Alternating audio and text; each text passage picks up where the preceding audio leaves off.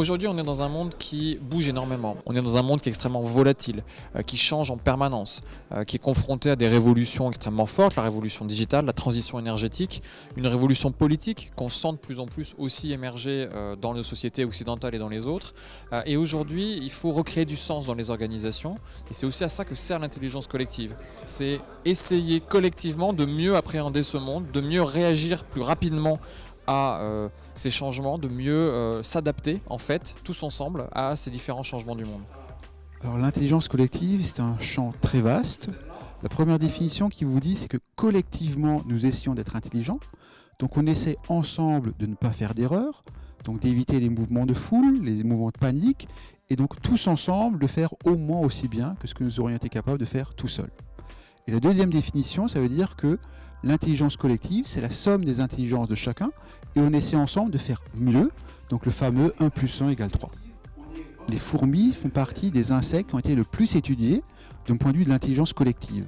Et on se rend compte que collectivement, les fourmis ont un petit nombre de règles, mais qui leur permettent d'être extrêmement efficaces.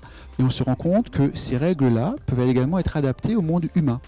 Il y a un système simplement qui dit qu'il faut trouver un chef, il faut savoir quel est le rôle de chacun, il faut savoir quelles sont ses règles, comment on doit s'y tenir et que faire en cas d'incertitude lorsqu'il y a un choc et que la règle de base ne peut plus être appliquée. Le collectif, pour que ça fonctionne, il faut que chacun puisse s'exprimer. On a tous une activité principale, un business, un chef d'entreprise. Leur premier objectif, c'est effectivement de générer du chiffre d'affaires et de la marge. C'est compliqué de prendre le temps de se positionner en arrière, de regarder un petit peu sa propre activité, de regarder le monde dans lequel on évolue.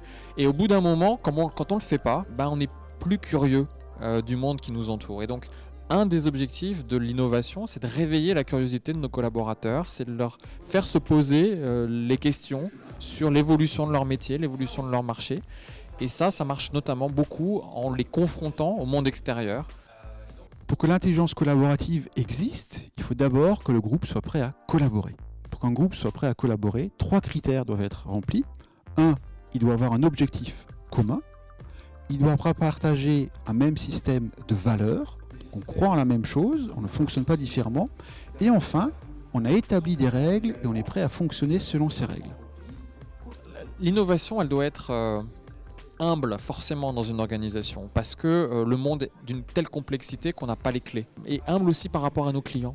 Nos clients attendent de nous une expertise. Mais on ne peut qu'offrir des pistes et on ne peut que co-construire avec eux. Alors l'agilité, c'est un grand mot, tout le monde en fait, etc. C'est très à la mode en termes de management. L'agilité, telle qu'en fait on l'entend dans la plupart des organisations aujourd'hui, c'est effectivement de la flexibilité, c'est de l'adaptabilité en fait. Et c'est ça qu'il faut chercher.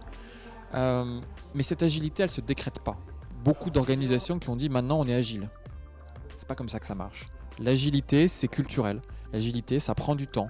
L'agilité, c'est donner de l'autonomie à ses collaborateurs, c'est les responsabiliser sur ce qu'ils font. C'est compliqué d'essayer d'être agile si on n'a pas le droit à l'erreur. Alors à l'université, nous faisons beaucoup d'efforts pour que nos étudiants soient exposés à des examens de formes différentes. On développe beaucoup de travail en groupe, de projets, où justement c'est l'intelligence collective, leur capacité à collaborer qui est valorisée.